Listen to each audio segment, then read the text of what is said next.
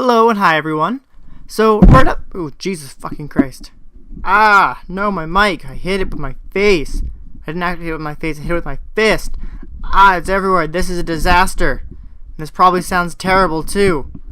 Jeez. Oh boy. Oh no. Okay. Better? Maybe. Let's try that again.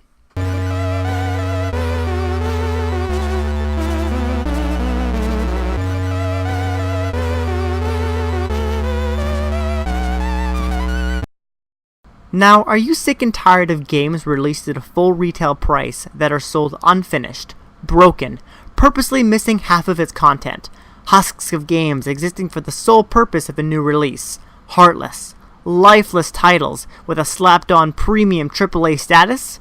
Well, apparently developer Ninja Theory, of games like DMC and Heavenly Sword, are tired of it as well.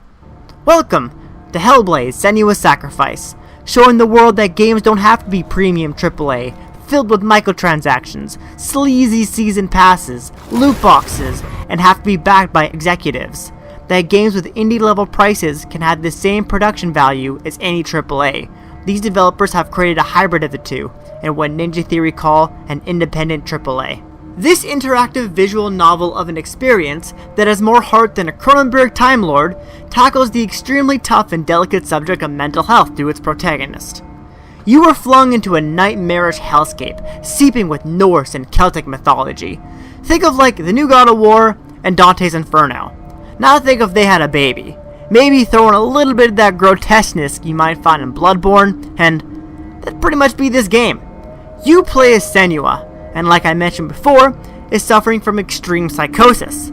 Psychosis is a severe mental disorder in which thought and emotions are so impaired that contact is lost with external reality.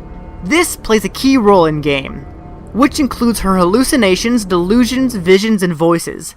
The game is a very personal story of Senua's struggle, doing its best to put you in the shoes of someone going through her psychosis. You are constantly bombarded with a sensory overload of binary sounds,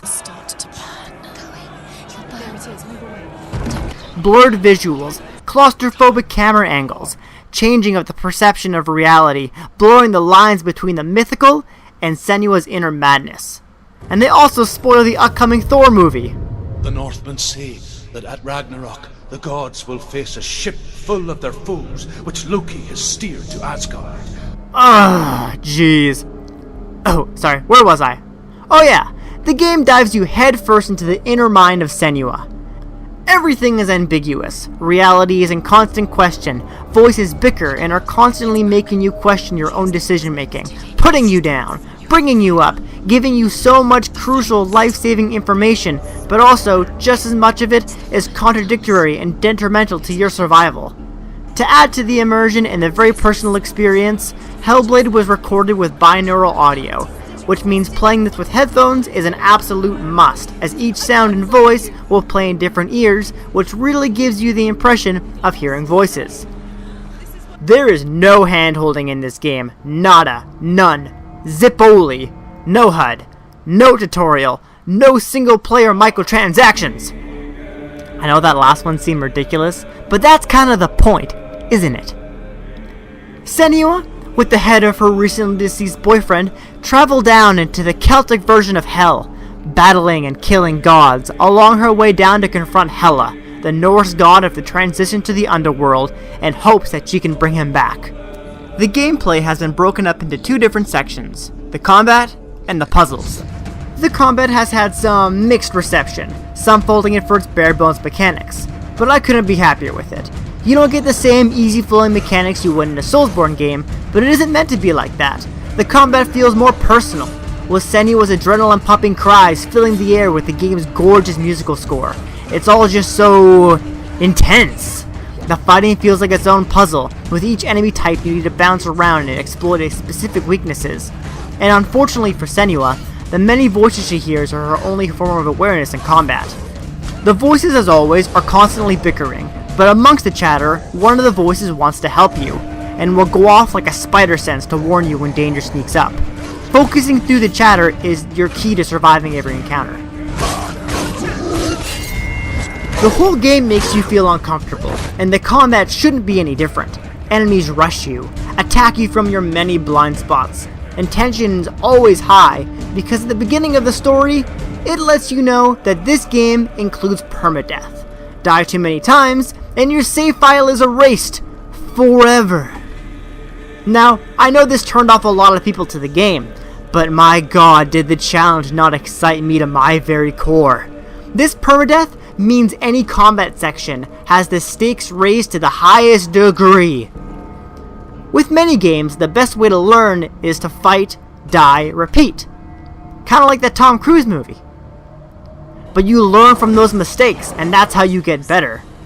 But you don't get the luxury in this game. A rot starts on Senua's hand, and every time you die, it grows up her arm. Reach her head, and the game resets.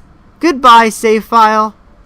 This makes you, like the voices in her head, triple think everything. You can fall off ledges, and there are many things in the environment that can easily kill you as well. This permadeath makes the bosses even more terrifying than they already were. These Celtic and Nordic gods have you on the edge of your seat as you try to outthink, outmaneuver, and more importantly, outlive them. With each you'll need to change up your tactics. Like with this one boss, it was so disorienting, terrifying, and played with my perception so much, I went ahead and pulled an Arya Stark, and just unleashed my inner daredevil, and went ahead, closed my eyes. Fighting the boss only using the voices in my head provided by the earphones, and the subtle vibrations in the controller. But if you feel at ease to all the horrific things around you because you think you have a way to defend yourself, think again.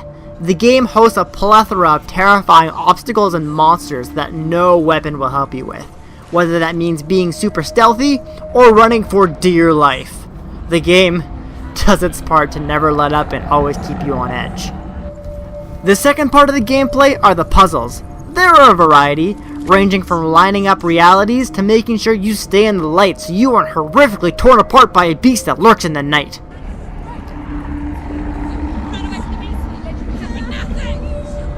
But the majority of the puzzles are based on perception, and are about creating patterns where they don't exist.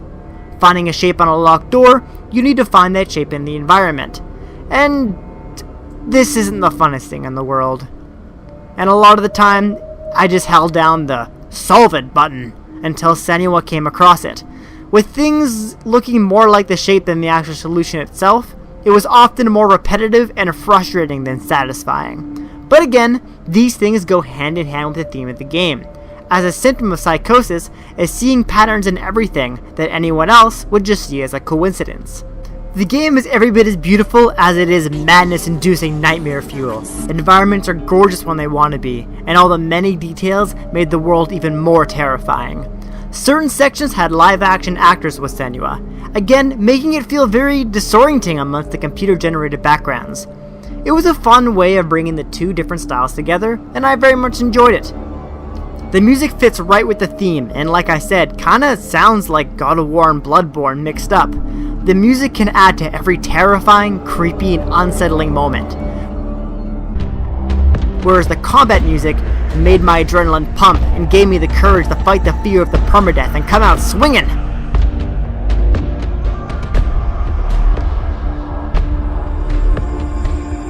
This is definitely another soundtrack I'll have my phone and be listening to for years to come. All in all, I can't say enough great things about this game, though it did have its flaws. With death taken so seriously, I was extremely frustrated when I died by the environment, by something I wasn't told about or aware of. The first hour was kinda boring and more of a walking simulator, and at launch there was a game-breaking bug, but it's since been patched. But I strongly recommend you go out and play this game. Ninja Theory put so much heart into this game, putting in so much time and doing the proper research to represent psychosis. They released a short film in the main menu of them consulting a bunch of people from the University of Cambridge, people suffering from psychosis, and mental health experts, to make sure they tackled the sensitive subject of mental health properly, to tell a story of the stigma of her illness by using video games to increase the understanding of awareness, even going as far as to set up a mental health help web page. In the end, I'm happy to see that video games can be used to talk about a subject through its personal and unique narrative means, and I hope developer Ninja Theory's independent AAA becomes a theme for more developers in the future. The verdict. So, this game is about 8 hours long and gonna run you about $30, which is pretty fair in my opinion. But with that in mind, if you like narrative-driven and artsy games, then this is a must-play. If you're interested in the subject and want to know what the simulated feeling of psychosis is, give it a try. But if you're looking for an action-packed open world and only want the fighting, then unfortunately, this isn't the game for you. And that's the end.